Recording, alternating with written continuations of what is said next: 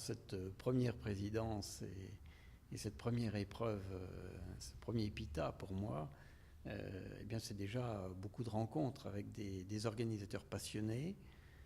Il a fallu d'abord sélectionner un jury de gens compétents, de gens qui aiment ces bateaux, qui acceptent aussi de donner un peu de temps pour venir voir les épreuves, pour préparer aussi le jury que l'on va avoir aujourd'hui.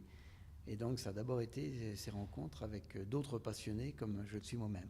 Alors effectivement, pour un président de club, Yacht Club Classique, comme je le suis moi-même et qui fédère les actions de yachting classique en Atlantique, ça m'a notamment permis de croiser d'un peu plus près ce qui se passe dans l'autre terrain de jeu qui est celui de la Méditerranée.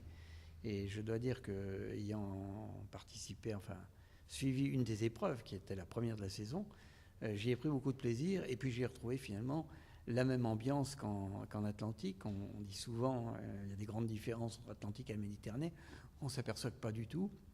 Dans notre milieu de yachting classique, on est face à des gens qui ont des beaux bateaux, qui essaient de les entretenir, de les faire bien naviguer. Et ça a été vraiment un grand plaisir pour moi de découvrir ces organisateurs et ces bateaux de la Méditerranée et que j'espère on verra un de ces jours aussi en Atlantique, bien sûr. Série limitée, c'est bien sûr le magazine de l'art de vivre.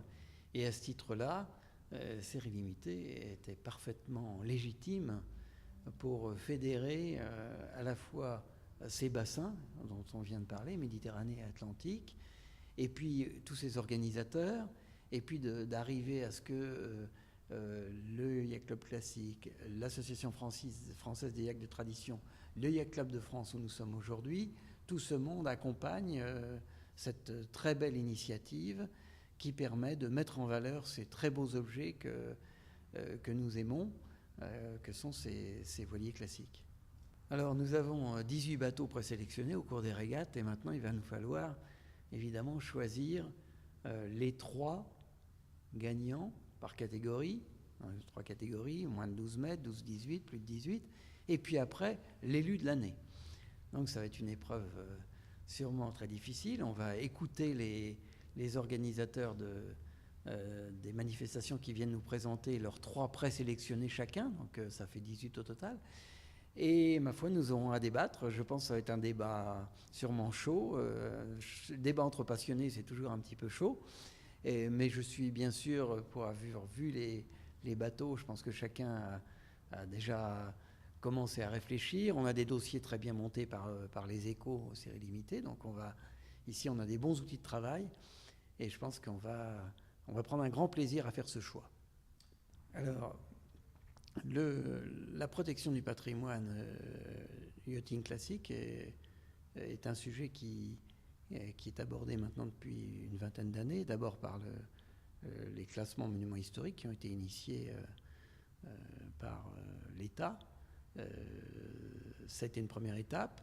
Il y a une deuxième étape avec les actions qu'a menées Gérard Daboville, qui est importante, qui a élargi un peu cette protection de l'État à un peu plus de bateaux. Et il est certain qu'une épreuve comme le PITA participe à cette mise en valeur du patrimoine, participe aussi, plus on fait naviguer ces bateaux, plus on les met en avant, plus les armateurs sont amenés à les entretenir. Et donc tout ça contribue bien sûr à la valorisation et à la protection de ce patrimoine. C'est pour ça que d'ailleurs, je dirais, tous les clubs ont cette mission derrière le fait d'organiser des régates de bateaux classiques. Eh bien, inéluctablement, c'est un moyen de mettre en avant le patrimoine, de protéger, de faire que ces bateaux qui naviguent, évidemment, doivent être entretenus. Ça met aussi en avant les acteurs de cette protection du patrimoine, les chantiers, les architectes, tous ceux qui contribuent à cette valorisation du patrimoine. Et à ce titre-là, le PITA, bien sûr, est un acteur qui au fil des années, devient un des acteurs participants à cette valorisation du patrimoine.